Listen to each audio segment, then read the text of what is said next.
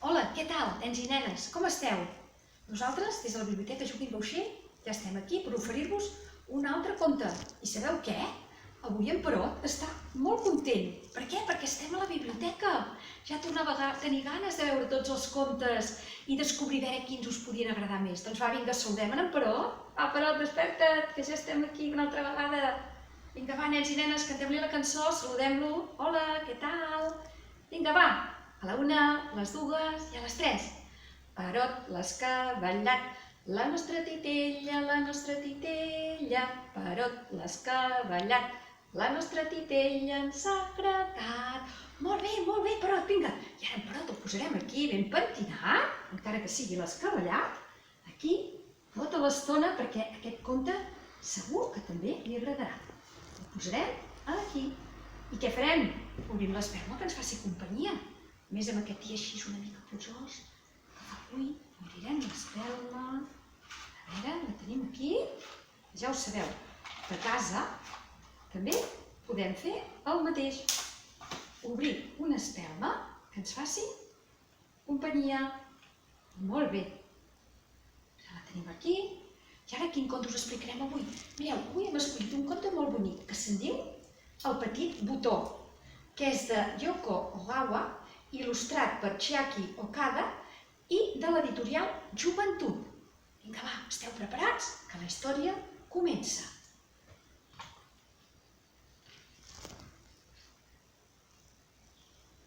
El petit botó era un botó amb la cara rodona que estava cosit al coll de la brusa de l'Anna. La brusa especial que només es posava en ocasions especials.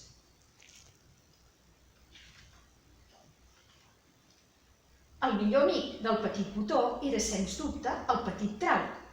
El petit trau era prim i una mica tímid, però certament era un amic amb qui sempre es podia confiar. Tots dos eren inseparables.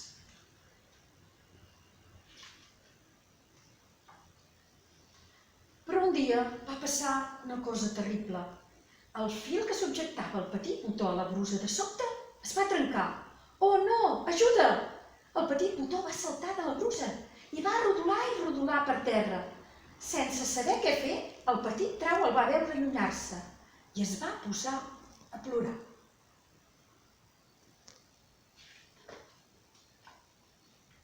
El petit botó va anar rodolant pel terra de l'habitació de l'Anna. Mai no hauria dit, però tinc la forma ideal per rodolar, va pensar, oblidant fins i tot la tristesa d'haver-se separat de petit trau. Seguint el seu moviment rítmic i ondulat i sense saber ben bé per què, es va començar a sentir una mica més animat. I rodolant, va arribar al darrere del calaix de les joguines. Ah, caram, va pensar, aquí hi ha un món completament diferent.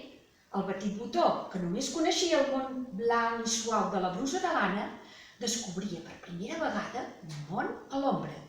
Sorprès i amb els ulls ben oberts, va anar mirant-ho tot. I de sobte va sentir que algú plorava a prop d'ell.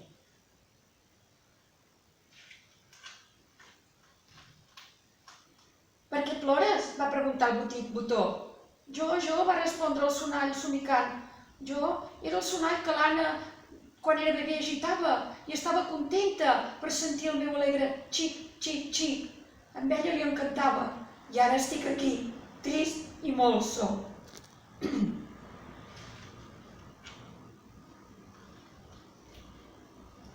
Més sol que un mussol. Segur que l'Anna ja s'ha oblidat de mi. Jo sempre feia que els seus plors es convertissin en rialles.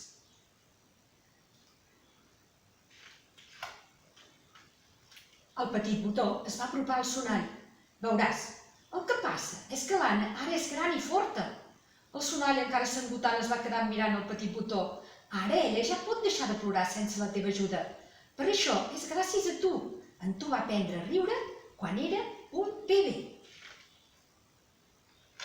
I el petit botó es va acomiadar del sonall amb la mà i després es va allunyar. I rodolant, va anar a parar darrere la calaixera de l'Anna. Allà també va trobar algú trist i tot rebregat. Era el Pitet. Quan arribava l'hora de menjar sempre estava al seu costat. Jo recollia tot, lavava la llet. Mira, aquesta taca i aquesta altra són senyals de la nostra amistat. I fixa com estic ara, tot brut i arrugat. L'Anna ja no es recorda de mi. El que passa és que ara l'Anna sap menjar molt bé. Quan va a un restaurant no li cau ni una gota de sopa a la brusa. Això t'ho puc assegurar, va dir el petit Botó, passant la mà suaument per les taques del Pitet. I això, saps, és gràcies a la teva amistat.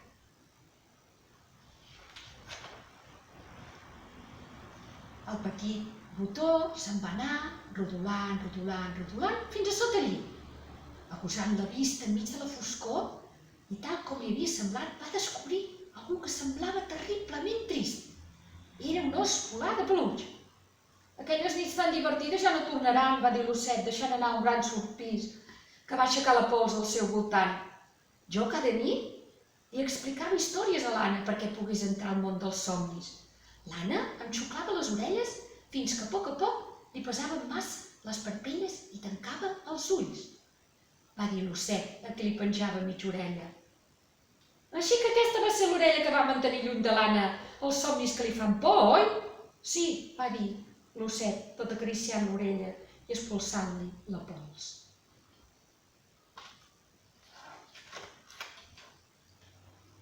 Però pots estar segur que l'Anna encara en els seus somnis guarda un bon record de tu.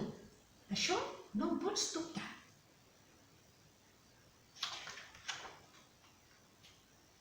I el petit Botó, rodolant, rodolant, rodolant, va anar a parar al menjador on hi havia la mare de l'Anna.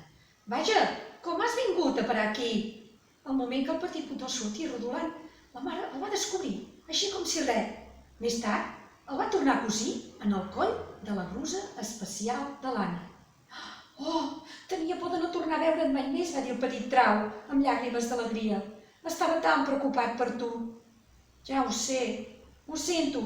La veritat és que amb prou feines havia pensat en ell durant la seva aventura, però va creure que era millor no dir-li res. En comptes d'això, li va explicar les seves trobades amb el sonall, el Pitet i l'osset. Un dia la mama estava buscant una cosa que havia perdut i va descobrir el sonall al darrere del calaix de les joguines, el Pitet darrere la calaixera i l'osset a sota el llit. Oh, quins records, va dir. Els va recollir amb tendresa i els va posar a dintre la caixa dels records.